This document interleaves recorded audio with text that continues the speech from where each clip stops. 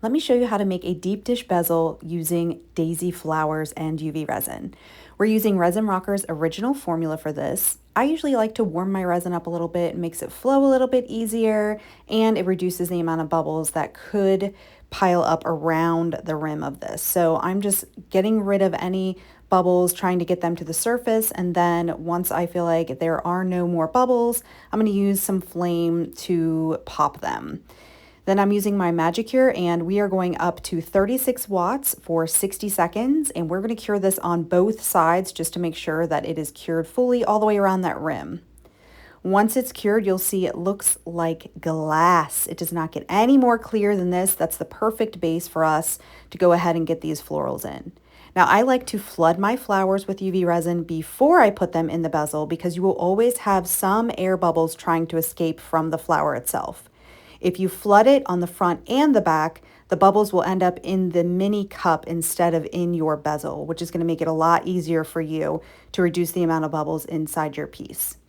Once you place your flower in there, you're going to use flame to get rid of any bubbles, and we're going to top it off with a second coat of UV resin. This is not the final coat, but it's enough to make it flush with the rim all the way around.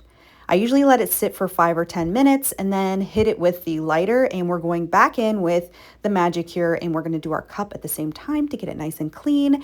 And we're going 36 watts for another 60 seconds. And you will do this on both sides. That way, anything that was blocked with the flower, we know we are curing the back as well. You will not have anything seeping out. Everything will be rock solid on the front and the back. Once you cure for 60 seconds, you're going to take a look at it, and you can see it's nice and shiny and beautiful, but we want to dome this to give it a nice curvature and a glass-like finish. So we're going to top it off with some more original formula, and we want it to go above the rim this time, so it has a nice little curve around the edge. Now we're going to go ahead with 60 seconds at that 36 watts, and this is the end result. Look at that shine. You cannot beat that shine. It's absolutely stunning. All you have to do is put on a jump ring and your chain, and it's good to go.